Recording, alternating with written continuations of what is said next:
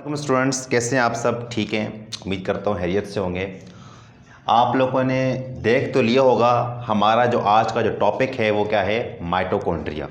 ठीक है, तो कोशिश करेंगे माइटोकॉन्ड्रिया को थोड़ा आसान वर्डिंग में जो है इसको समझने की कोशिश करेंगे। ठीक है, अगर मैं सबसे पहले बात करूं माइटोकॉन्ड्रिया की स्ट्रक्चर, मैंने यहाँ पहले से ड्रॉ करके रखी है ताकि हमारा टाइम ज़्यादा ना लग जाए लिखने में। ठीक है, तो अगर आपको कोई मसला हो देखने में या सुनने में समझने में तो आप वीडियो को पॉज करके भी देख सकते हैं। ठीक है, तो अगर मैं स्ट्रक्चर की बात करूं तो लिखा हुआ है स्ट्रक्चर ऑफ माइटोकॉन्ड्रिया।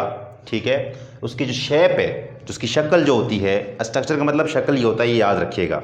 ठीक है, शक्ल होता है। इसकी जो शक्ल है, जो शेप जो है वो बीन शेप है। क्या है? Bean shape. आप लोगों ने लोबिया तो देखा होगा, लोबिया की शक्ल का जो है ये माइटोकॉन्ड्रिया होता है। अब ये मत समझना कि लोबिया के साइज़ जितना होगा, नहीं भाई, साइज़ लोबिया जितना नहीं होता, सिर्फ शक्ल जो है वो लोबिया की तरह होती है। अगर आप इसको माइक्रोस्कोप में के ज़रिए देखें तो तब जाके आपको ये लगेगा कि इसकी जो शक्ल है वो लोबिया की तरह होती है।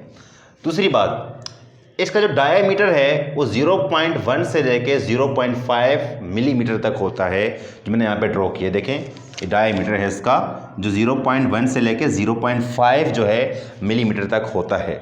ठीक है, नेक्स्ट जो हम बात करने जा रहे हैं वो है इसकी लेंथ की। इसकी जो लेंथ है यहाँ पे है, लेंथ हमारे पास लिखी है 10 माइक्रोमीटर। कितनी है? 10 माइक्रोमीटर, जो मैंने यहाँ पे आपके सामने रिप्रेजेंट भी की है। यानी यहाँ से लेके यहाँ तक, यानी कितना ये लंबा होता है। इसका जो साइज़ है, मतलब लेंथ के लिहाज से वो जो है 10 माइक्रोमीटर यानी लॉन्ग होता है वो। डायमीटर कितना है? 0.1 से 0.5 तक, और जो उसकी जो लेंथ है वो 10 माइक्रोमीटर जो है वो लॉन्ग होता है। ठीक है, अच्छा, अगर मैं नेक्स्ट बात करूं, लिखा है टू मेम्ब्रेन, यानी इसके पास दो मेम्ब्रेन होती हैं। Two membrane are made up of lipids and protein. दो मेम्ब्रेन होती हैं और किस पे मुश्तमिल होती हैं? वो किस से मिलकर बनी होती हैं? प्रोटीन और लिपिड से मिलकर बनी होती हैं। ठीक है, अच्छा, पहली लिखा है पहले आउटर मेम्ब्रेन। ये देखें आप, इसकी जो बाहर वाली जो मेम्ब्रेन है आप देख रहे हैं, बिल्कुल सिंपल सादी है, मेरी तरह और आपकी तरह। ठीक है, वो क्या है? Outer membrane. और अगर मैं इनर मेम्ब्रेन की बात करूं, देख रहे हैं आप, इनर मेम्ब्रेन थोड़ा टेढ़ी सी है। अब ये मैं नहीं कह सकता मेरी तरह है, आपकी तरह है, पता नहीं किसकी तरह है, लेकिन टेढ़ी होती है। उस टेढ़ी होने की वजह से इसको हम कहते हैं क्रिस्टी। क्या कहते हैं? क्रिस्टी।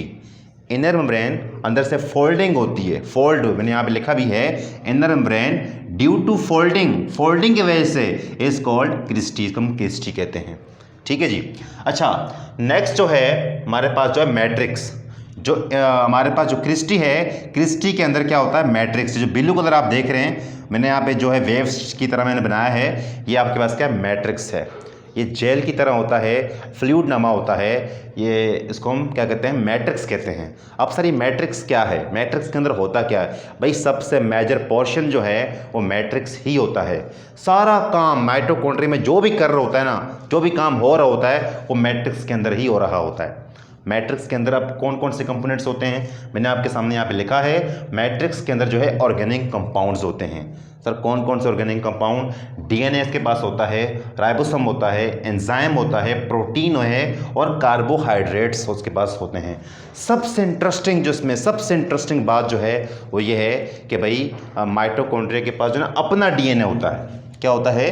अपना डीएनए, यानी किसी पे डिपेंड नहीं करता, इंडिपेंडेंट होता है। इसको जो भी तैयार करना होता है, जो बनाना होता है, अगर कहीं टूट फूट जाए, कहीं इसका मसला मसाइल पैदा आ जाएं, वो खुद ही निपटता है, यानी बाहर से इसको हेल्प की ज़रूरत नहीं पड़ती। ठीक है, अपने लिए प्रोटीन भी खुद तैयार करता है ये। ठीक है, तो राइबोसोम भी है, राइबोसोम को प्रोटीन की फैक्ट्री कहा जाता है। ठीक है, इसके अलावा जो है एंजाइम इसके पास अपने होते हैं, यानी कोई केमिकल रिएक्शन जो आपकी बॉडी में हो रहा होता है वो सारा भाई जनाब माइटोकॉन्ड्रिया ही समझें कि इसके अंदर ही होता है। ठीक है, तो एंजाइम की मदद से केमिकल रिएक्शन जो है इसके अंदर होते हैं। नेक्स्ट है प्रोटीन। ठीक है, प्रोटीन कौन तैयार करता है? भाई जनाब राइबोसोम तैयार करता है, पर लिखा भी है। ठीक है, ये देखें आप, ये मैंने यहाँ पे रिप्रेजेंट भी किया, ये देखें माइटोकॉन्ड्रिया के मॉलिक्यूल्स हैं। ठीक है, सॉरी राइबोसोम है आपके पास, ये आपको मैंने जो जिग जैग शेप यहाँ मैंने बनाई है, ये डीएनए है। ठीक है, इसके अलावा जो है पूरे प्रोसेस के अंदर क्या तैयार होता है? सबसे इंपॉर्टेंट चीज़ जो आप लोग पढ़ते रहते हो कि mitochondria is a power house of cell. Mitochondria को सेल का पावर हाउस कहा जाता है। भाई क्यों कहा जाता है पावर हाउस? इसलिए कहा जाता है ये एनर्जी तैयार करता है। सर एनर्जी नज़र आती है, कैसी होती है, किस तरह दिखती है?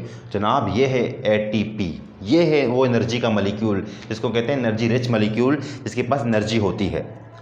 ठीक है, आप मेरी बात पिक कर रहे हैं, आप समझ आ रही मेरी बात आपको? गुड, ठीक है।